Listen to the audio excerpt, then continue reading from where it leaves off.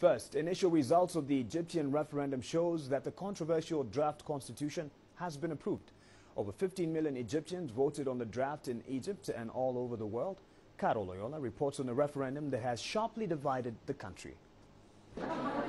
Egyptians have decided. The Muslim Brotherhood said on Sunday that 64% of voters backed the charter after 2 rounds of voting. It cited an unofficial tally. An opposition official said their unofficial count showed the result was a yes vote. Cairo resident Salam Said said he was pleased with the results. However, he believed more Egyptians should have voted in favor of the charter. The referendum was completely free and fair. And this is something that I've seen with my own eyes. They say 63% yes. This is the list that should be. It should have been 70 or 75%. The Egyptian people need to commit to the results of the ballot, just as we have been taught in a democracy. The Brotherhood, as well as members of the opposition, had representatives monitoring polling stations and the vote count across the country. The opposition said voting in both rounds was marred by abuses.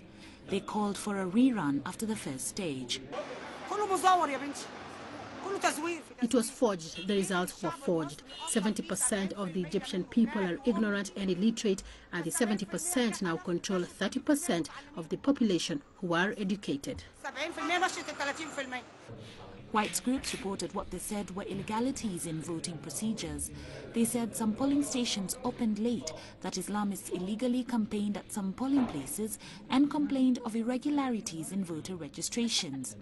But the committee overseeing the 2-stage vote said its investigations showed no major irregularities in voting. The opposition says the constitution will stir up more trouble on the streets since it has not received sufficiently broad backing for a document that should be agreed by consensus. All in all, if the outcome is confirmed, a parliamentary election will follow in about 2 months. Carol Oyola, CCTV.